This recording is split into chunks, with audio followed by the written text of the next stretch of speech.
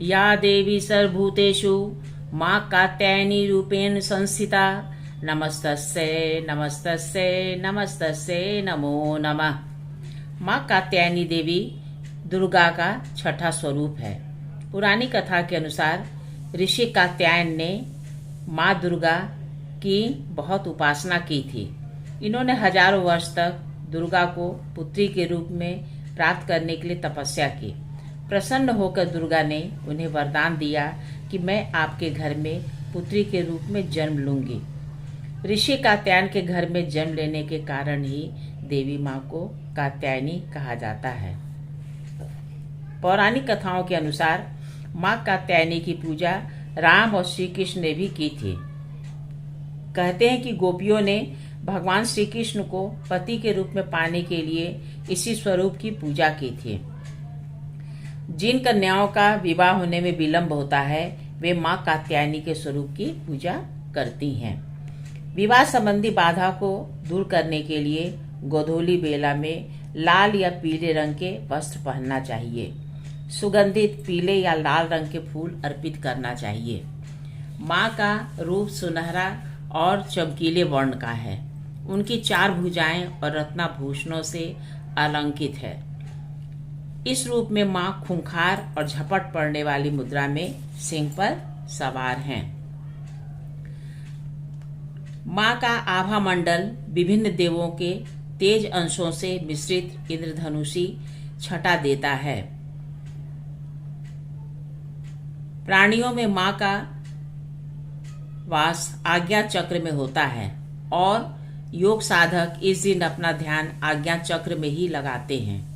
माँ के स्वरूप में उनकी एक ओर की दोनों भुजाएं क्रमशः अभय देने वाली मुद्रा में और वर देने वाली मुद्रा में रहती हैं। दूसरी ओर की एक भुजा में माँ ने तलवार धारण किया है और दूसरी भुजा में कमल का फूल धारण किया है।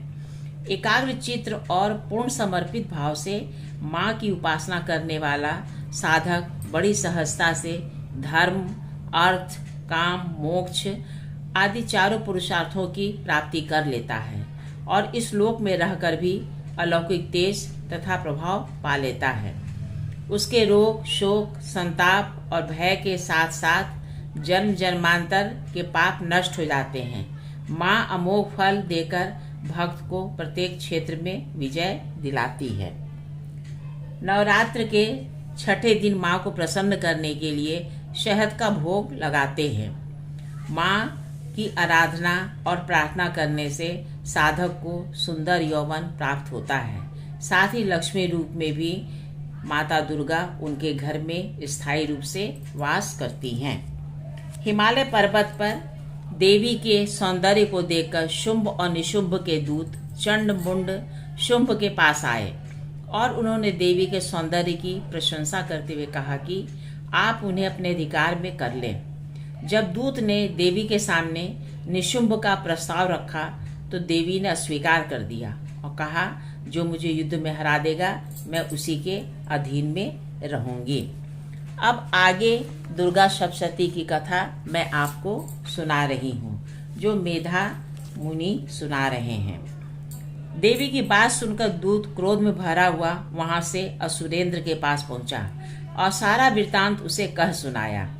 दूत की बात सुन असुरेंद्र के क्रोध की कोई सीमा न रही और उसने अपने सेनापति धूम्रलोचन से कहा, धूम्रलोचन, तुम अपनी सेना सहित शीघ्र वहां जाओ और उस दुष्टा के केशों को पकड़कर उसे घसीटते हुए यहाँ ले आओ।